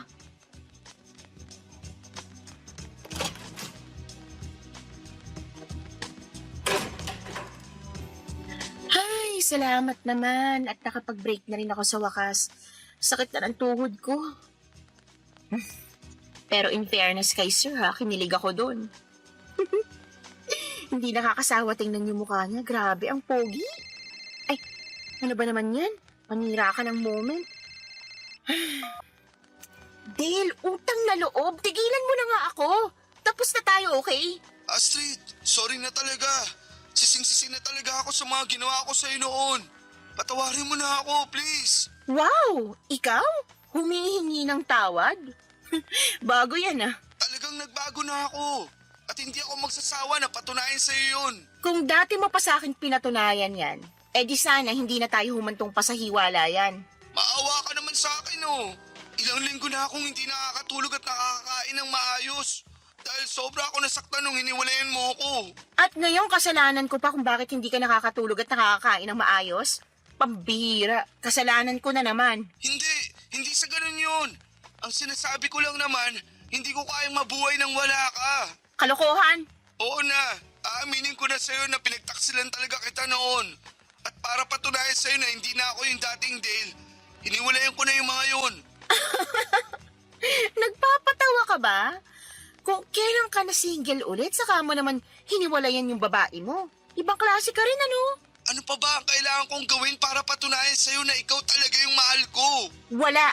Wala kang kailangang gawin. Pero ako meron. Meron akong kailangang gawin at dapat matagal ko nang ginawa to. Ha? Simula ngayon, maghanap ka na ng ibang kukulitin mo kasi ibablock ko na tong number mo. Goodbye! Kaasar! Ay hala, tapos na nga pala yung break ko. Makabalik na nga sa loob.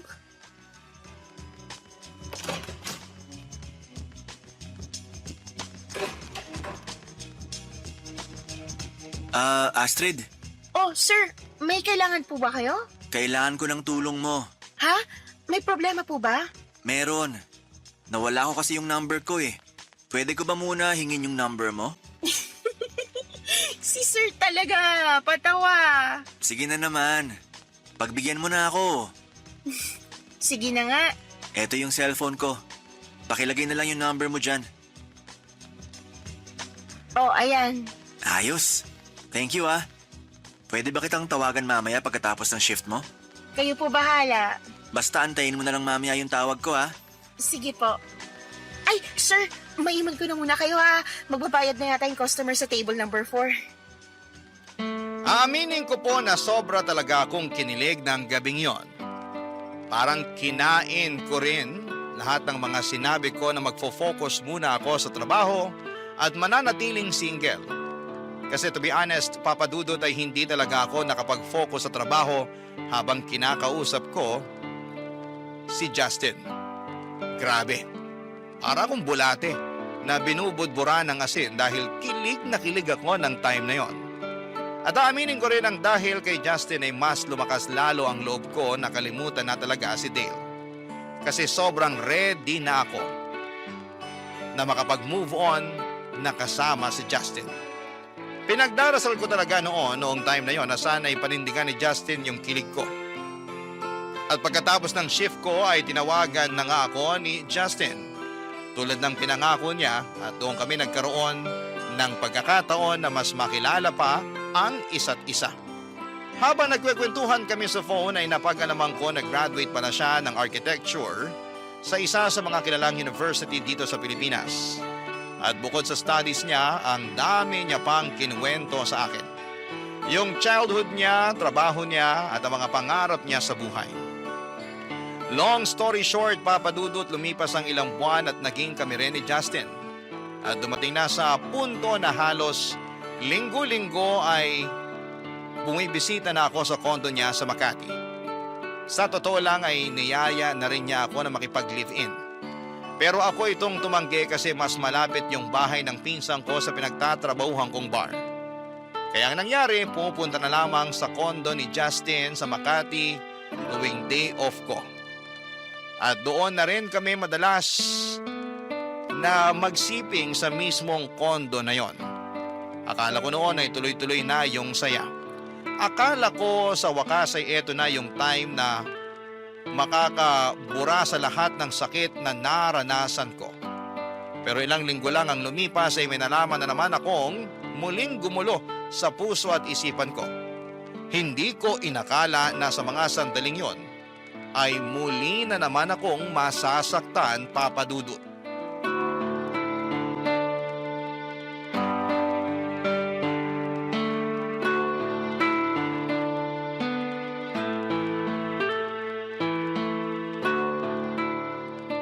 Mahal, sobra ako nag-enjoy dun sa ginawa natin kanina. Ako din, mahal. So ano, next week ulit? Next week? Ang tagal. Bukas na lang kaya. Ikaw bahala. Maliligo muna ako. Dito ka muna sa kama ha. Magpahinga ka lang dyan. Sige, I love you. I love you too.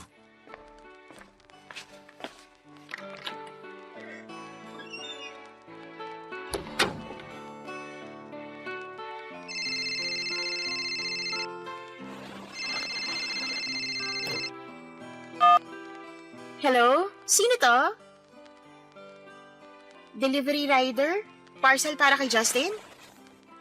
Sige po, bababa na po ako dyan sa lobby. Antayin niyo na lang po ako. Ano ka ba naman, Justin? Ang mahal nung in-order mo, ha? Kunin ko na nga lang yung wallet mo. I'm sure may naitabi ka ng pambayad dun para sa parcel mo. Nasaan na ba yung wallet mo? Eto. Ay, nalaglag. Teka, ano to? Justin! Justin! Lumabas ka dyan! Labas!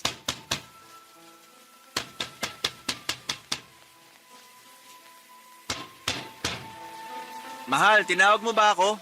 I'm sorry, hindi kita marinig na maayos. Ang lakas kasi ng shower eh. Lumabas ka dyan ngayon din! Sandali lang.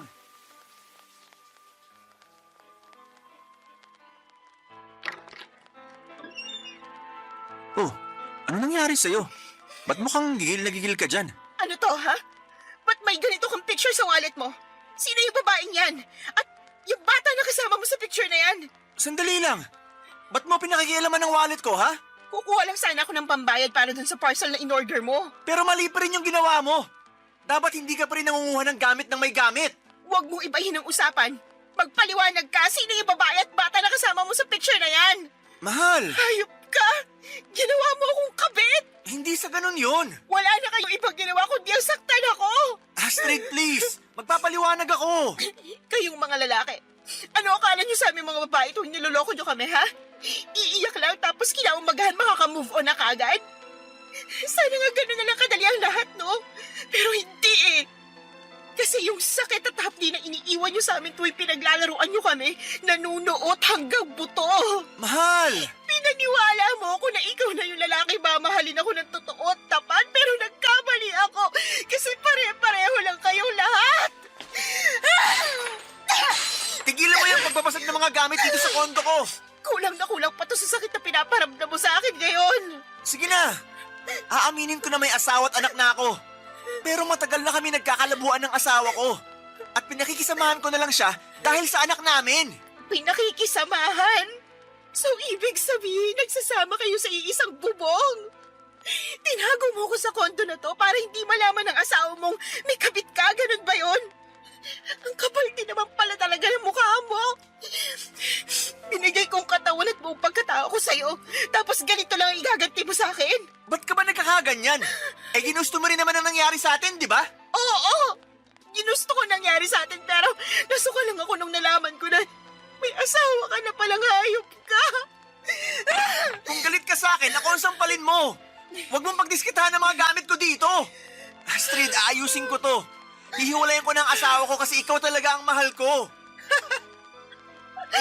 Alam mo kung ano yung hindi ko maiintindihan? Kung bakit kami mga babaeng napapahiya tuwing may ginagawa kayong kalokohan. Kaming mga babaeng hinuhusgahan ng mga tao at sinasabihan na malandi. Habang kayo mga lalaki, agad-agad kayo nakakapag-move on sa mga buhay niyo na parang wala kayong ginawang mali sa amin. Sandali lang. Ano yung ginagawa mo, ha? Kukunin ko na lahat ng mga gamit ko dito at hindi mo na ako makikita pagkatapos ng araw na to. Ang pagkakamali ko lang naman dito, hindi ko kaagad nasabi sa'yo na kasal pa rin ako. Pero maniwala ka. Nagbabalak na rin ako makipaghiwalay sa asawa ko. Kaya hindi na ako nag-abala pa na sabihin pa sa'yo yun. Anong gusto mo marinig sa akin? Thank you? Kasi kahit may asawa ka na, ako pa rin ang pinipili mo. Di bali na lang. Wala kang pinagkaiba sa ex ko. Pareho kayong mga salot sa buhay ko. Mahal, wag mo naman ako pagsalitaan ng ganyan, oh. Alam kong maayos pa natin to. Huwag ka munang umalis, please. Iwan mo nga ako, aalis na ako. Nagre-resign na ako bilang girlfriend mo. Hindi ko po talaga alam, Papa Dudut, kung ano ang nagawa kong mali para parusahan ako ng ganito ng tadhana. Ang tanging gusto ko lang naman sa buhay ay ang mahalin ng totoo at wagas. Pero bakit parang palaging pinagkakait sa akin ang pagkakataon na yon? Bakit palagi na lamang akong napupunta sa maling tao? Muli na naman akong nalugmok noong naghiwalay kami ni Justin. Pero ang mas masakit, Papa Dudut, ay doble na ngayon ang bigat na nararamdaman ko. Mas masakit yung hiwalayan namin ni Justin kesa doon sa hiwalayan namin ni Dale. Kasi si Justin ang taong nagpaniwala sa akin na posible pala ang forever.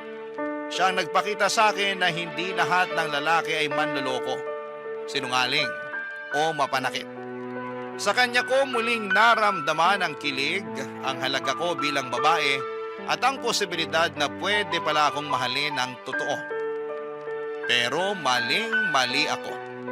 Lahat pala yon ay isang malaking kasinungalingan lamang. At dahil sa hiwalayan namin ni Justin ay halos hindi na ako makakilos ng maayos. At hindi na rin ako makapagtrabaho ng maayos. Palagi akong tulala at wala sa sarili. Umabot pa sa puntong nangihiram na ako ng pera sa pinsan ko para lamang may pambili ako ng alak. Para lamang makalimot sa sakit na dinulot sa akin ni Justin. Aaminin ko po, oo, medyo malandi po talaga ako. Madali akong kiligin, madaling mabola, at madalas akong nahuhulog sa mga matatamis na salita. Pero, hindi ko po pinangarap na maging isang kabit. Isa yan sa mga pinakaayaw ko, yung mapasok sa isang relasyon na may sabit. Gusto ko ng malinis, tapat at totoong pakikipagrelasyon. Pero ang nakakatawa ay yung mga tipo na lalaki na kinakasuklaman ko ay sila pa ang paulit-ulit na dumarating sa buhay ko. Minsan ay napapaisip ako, baka ako rin ang may kasalanan. Baka ako rin ang dahilan kung bakit ako nasasaktan ng ganito katindi. Kasi aminado ako na mabilis akong mahulog sa patibong ng mga lalaki. Marupok ako at galit na galit din ako sa sarili ko tuwing sumasagi sa isipan ko na hinayaan ko na namang masaktan ako ng maling tao. Napakasakit ng lahat ng nangyari sa buhay ko, Papa Dudut.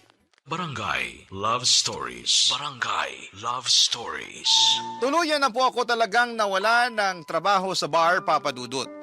Dahil sa sobrang bigat ng pinagdadaanan ko, ay hindi ko na kinayang pumasok at parang wala na akong ganang gumalaw. Dahil depressed na talaga ako noong mga panahong yon. Pero ang mas mabigat pa sa lahat ay unti-unti kong nararamdaman na may kakaiba nang nangyayari sa katawan ko. Madalas akong nasusukan, nahihilo at bigla na lamang akong nagkakaroon ng cravings nang wala sa oras. Dahil sa mga nararamdaman ko ay napilitan akong bumili ng pregnancy test Kinabahan ako habang hinihintay ko ang resulta at paglabas ng 2 guhit ay parang natulala ako. Napag-alaman ko na buntis ako at sigurado ako na si Justin ang ama ng dinadala ko.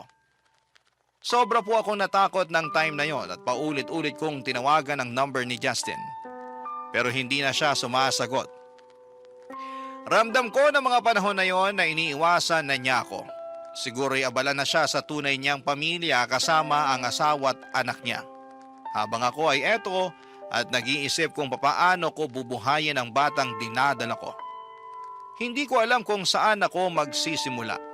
Wala na akong trabaho, wala akong ipon, at masakit mang isipin, wala na rin akong boyfriend na tutulong sa akin.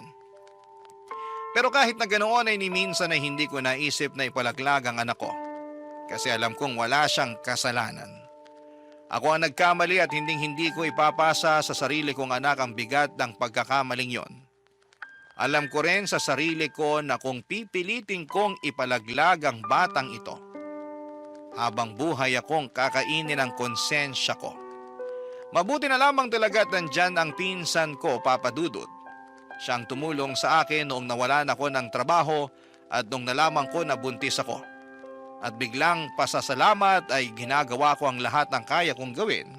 Ako po ang nag-aasikaso ng bahay, naglilinis, naglalaba at nagluluto.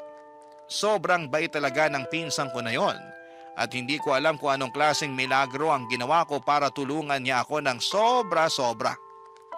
Pero isang araw habang akala ko'y unti-unti na ako nakakabangon ay bigla akong nakatanggap ng tawag mula sa isang unknown number. At pagsagot ko sa tawag na yon ay isang boses ang narinig ko. Isang boses na muli na namang babago sa takbo ng buhay ko, Papa Dudut.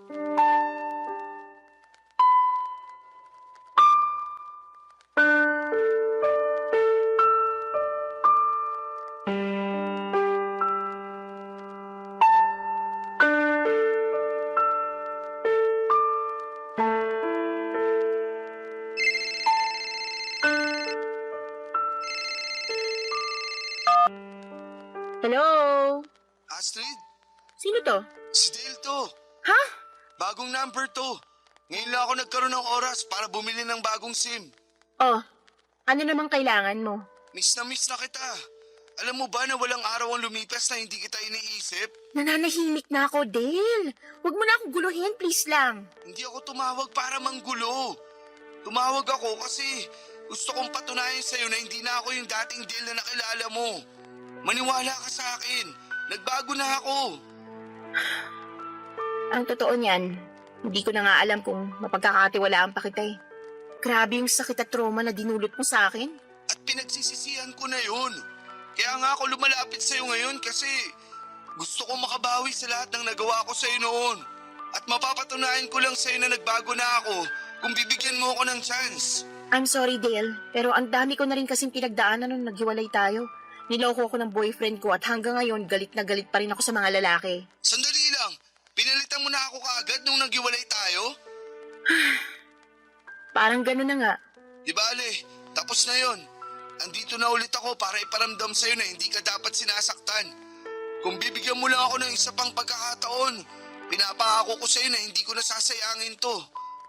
Sa katunayan nga, dito pa rin ako nakatira sa apartment kung saan tayo nagli-live-in dati.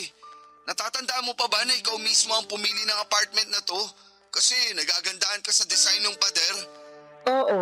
Kahit nung naghiwalay na tayo, hindi ako umalis sa apartment na to kasi gusto ko na palagi kitang naaalala. Gusto kong i-cherish yung mga magaganda nating memories. Pero Dale, tapos na yun. Pero hindi pa naman huli ang lahat, di ba? Pwede pa tayong bumuo ng mga bagong alaala. Basta papasukin mo lang ulit ako sa buhay mo. Paano ako makakasigurado na hindi mo na ako lolokohin? Ibibigay ko sa'yo ang password ng cellphone ko at lahat ng password ng social media accounts ko. Seryoso ko. Handa akong gawin ang lahat para mabawi kita. Ganon kita kamahal. Ang totoo nga niyan, miss na rin kita eh. Miss na miss ko na yung mga halik mo sa akin. At miss na miss ko na rin yung ikaw kaagad ang nakikita ko tuwing gumigising ako sa umaga. Ganon din ako. Miss na miss ko na yung pagbubunganga mo sa akin. Ah, ganun ah. Gusto mo makatikim sa akin? I love you, baby. I love you too, baby ko. Wag mo na ulit gagawin yun, ha? Ha? Ang alin? Yung palitan ako. Aaminin ko, medyo nasaktan ako nung sinabi mo na nagkaroon ka ng boyfriend pagkatapos natin maghiwalay. Pero, Masisisi mo ba ako? Sobra kaya ako nasaktan nung naghiwalay tayo. Siyempre, kinailangan ko rin mag-move on kahit papaano. ikaw lang naman itong nakipaghiwalay sa akin eh. Ha? Ganun ba? Ewan, nakalimutan ko na. Ang baby ko talaga sobrang makalimutin. Pero okay lang yun. Kasi cute at maganda ka pa rin kahit nag-uulyanin ka na. Hoy, ang kapal ng mukha nito. Sa ating dalawa, ikaw kaya itong mas mukhang ulyanin. Oo na, pagbibigyan na kita. Ako na yung ulyanin at uugod-ugod. Nga pala, nasaan ka ngayon? Nandito ako sa bahay ng pinsan ko. Dito na rin ako nakatira ngayon. Ganun ba? Kumusta ka naman dyan? Eto, okay naman. Pero medyo maingay paminsan-minsan kasi may nagko-construction sa tapat ng bahay namin eh. Buti na lang talaga at mukhang naka-day off yung mga construction workers nila ngayon. Kawawa naman pala ang baby ko. Che? Pero hindi mo na kailangan problemahin yan. Kasi susunduin na kita mamaya, ha? Ano? Biglaan naman yata yan. Dito ka na ulit sa apartment tumira kasama ko. Narealize ko rin na sobrang lungkot pala nitong apartment kapag wala ka. Pero maayos na kasi yung kalagayan ko dito sa pinsan ko. Nasibak ako sa trabaho at yung pinsan ko ang pansamantalang tumutulong sa akin. Ano? Bakit ka naman nasibak sa trabaho? Sobra kasi akong na-depressed nung naghiwalay kami ni Justin. Hanggang sa umabot sa puntong napapabayaan ko na yung trabaho ko. Kaya ayun. So Justin pala ang pangalan niya. Hindi ko kakalimutan ang pangalan na yan. Ako mismo ang bubugbog sa lalaking yan kapag nakita ko siya. Huwag ka nang magselos. Tapos na kami. Ano ka ba? Wala na yun. Basta. Dito ka na ulit titira sa apartment kasama ko, okay? Send mo sa akin yung exact location mo. Susunduin na kita mamaya. Pero... Huwag ka na magmatigas. Huwag ka mag-alala. Ako na ulit ang mag-aalaga sa'yo, ha? I love you.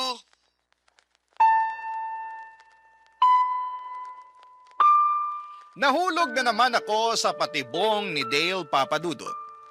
Bumalik lahat ng pagmamahal na nararamdaman ko para sa kanya. At bago ko pa namalayan, nagkabalikan na nga kami ng tuluyan. Alam kong marami sa mga kabarangay ninyo ang mapapailing sa desisyon ko na yon. Pero totoo talaga na kapag nagmamahal ka, parang nawawala ka sa tamang isipan paminsan-minsan. Kahit alam mong nasaktan ka na, umaasa ka pa rin na baka may pag-asa pa na magbago ang lahat. Pero kahit papaano ay nagbago din naman si Dale. Mas naging sweet siya, mas maalaga at parang mas pinapakita niya na seryoso talaga siya sa relasyon namin. Dahil doon ay mas lalo lamang akong na-in love sa kanya. Sabi nga nila, love is sweeter the second time around. At yun yung paniniwala ko noong mga panahong yon. Nag-decide kaming magsama o mag-live-in ulit sa apartment at dahil doon ay parang bumalik ulit yung closeness namin noon. Madalas kaming magkulitan, maglambingan at syempre hindi rin nawawala yung sexy time namin bilang magkasintahan. Pero habang tumatagal ay hindi ko rin maiwasang lamunin ang sarili kong konsensya. May tinatago kasi ako kay Dale. Isang malaking bagay na alam kong pwedeng ikasira ng lahat. Hanggang ngayon ay hindi pa alam ni Dale na buntis ako. Si Justin ang ama ng batang dinadala ko. Papadudot araw-araw ko nininervyos ng panahon na yon. Iniisip ko kung kailan nga ba ang tamang panahon para sabihin ko kay Dale ang katotohanan. Natatakot ako na baka hindi niya matanggap ang pagbubuntis ko at baka layuan na niya ako ng tuluyan. Pero kinalaunan ay naglakas loob na rin po akong sabihin kay Dale ang katotohanan. Noong sinabi ko na kay Dale, ang totoo ay bigla siyang nagbago, Papadudot. Para bang bumalik yung dati niyang ugali. Yung mainitin ang ulo at wala sa sarili. Nagwala siya dahil hindi niya matanggap na may dinadala akong anak na ibang lalaki ang ama. Sobra yung naramdaman kong takot noon kasi pakiramdam ko ay babalik na naman kami sa madilim na parte ng relasyon namin. Ang sabi na lamang niya sa akin ay gusto niya daw munang mapag-isa at bibili na lamang daw muna siya ng alak sa tindahan. Bumalik si Dale sa bahay na may daladalang isang kahon ng beer. Doon siya pumwesto sa labas ng apartment at uminom ng mag-isa. Sobra akong nalungkot sa sitwasyon at pumasok na lamang ako sa kwarto namin at nagtulog-tulugan na lamang ako. Kasi ayaw ko na rin kausapin si Dale sa takot na baka sigawan niya lamang ako. Makalipas nga ang ilang oras, noong akala ni Dale na tulog na ako ay narinig ko siya na may kinakausap sa cellphone. Natakot ako kasi baka nang bababae na naman siya. Pero papadudot mas lalong nayanig ang mundo ko nung palihim akong lumapit sa pintuan para pakinggan kung sino ang kinakausap ni Dale at doon ko mismo natuklasan ang isang bagay na sumira sa ilusyon ko, papadudot.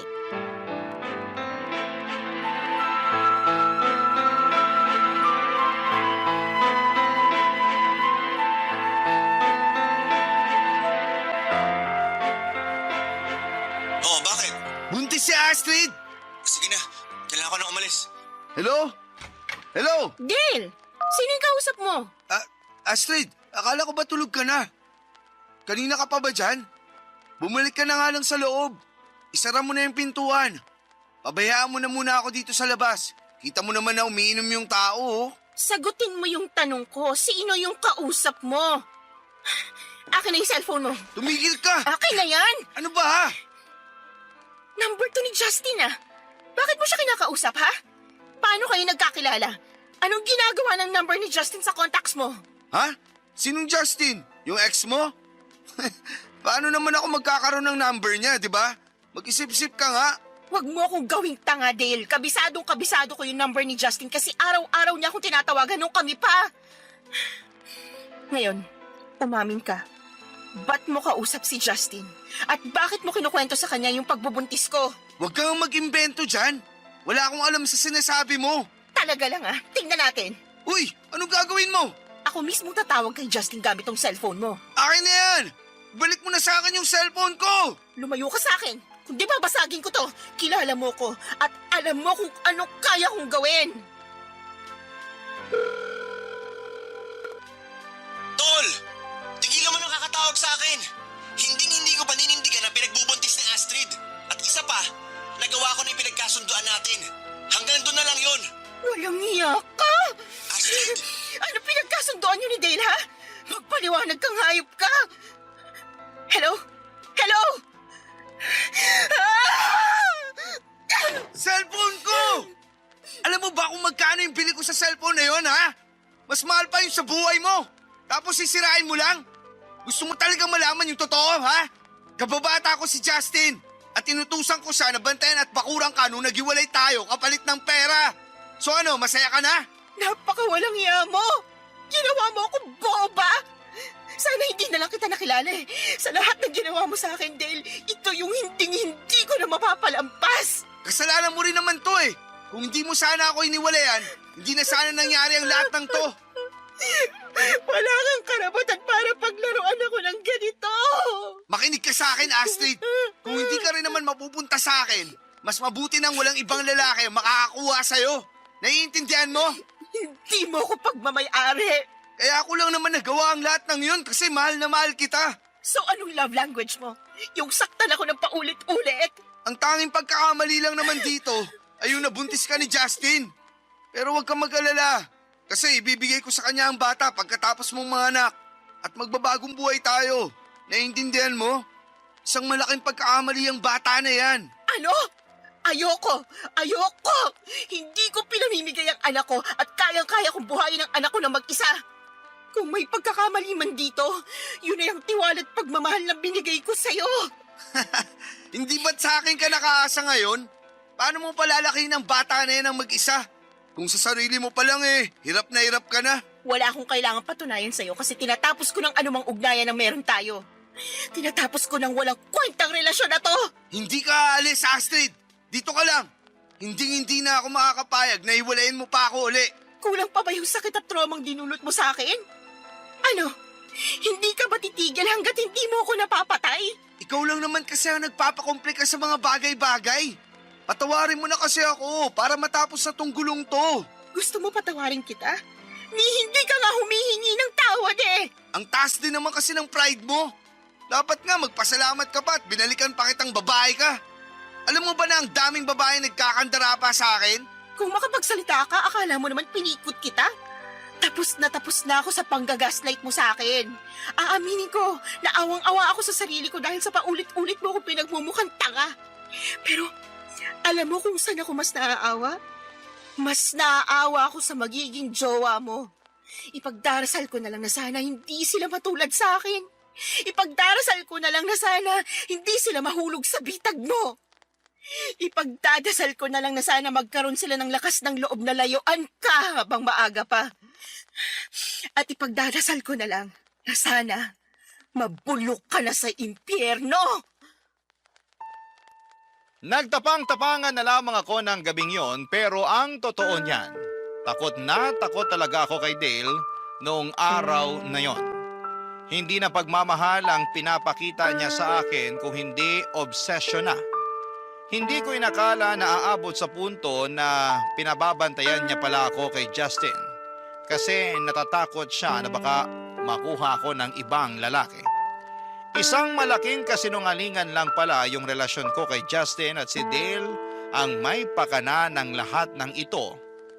Papadudot, sobrang bigat po talaga ng trauma na idinulot ng pangyayaring yon sa akin. Kaya nung araw na yon ay hindi na ako nagdalawang isip na lumaya sa apartment namin at dumiretso ako sa presinto para ipablatter siya, papadudot.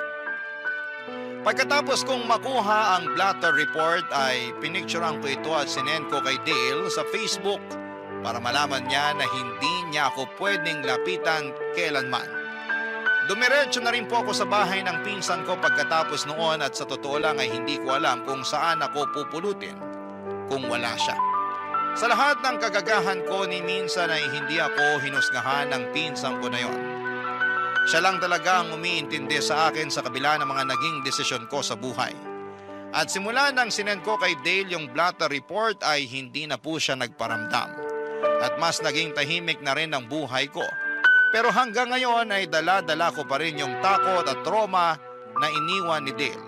At wala na rin po akong balita pa kay Justin. Tuluyan na lang siyang naglaho na parang bula. Ni hindi nga ako sigurado kung buhay pa yon. Ang tanging pinagtutuunan ko na lamang ng pansin ay ang pagbubuntis ko. Gusto kong paghandaan ng pagdating ng anak ko. Balang araw kapag naisilang ko na ang anak ko, maghahanap ako ng trabaho para makatulong sa mga gastusin sa bahay ng pinsan ko. Pero sa ngayon ay nagpapahinga muna ako at tumutulong na lamang ako sa mga gawaing bahay para may pakinabang din naman ako sa pinsan ko kahit papaano.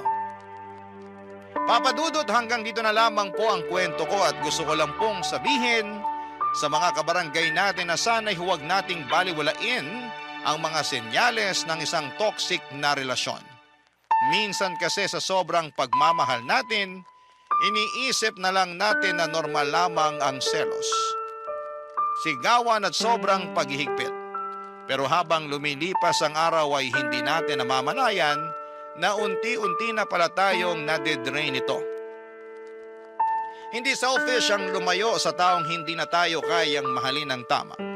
Lahat tayo deserve yung pagmamahal na tahimik, totoo at hindi masakit sa pakiramdam. Yung pagmamahal na hindi kailangang ipaglaban araw-araw, kundi yung pagmamahal na kusa, buo at tunay na galing sa puso.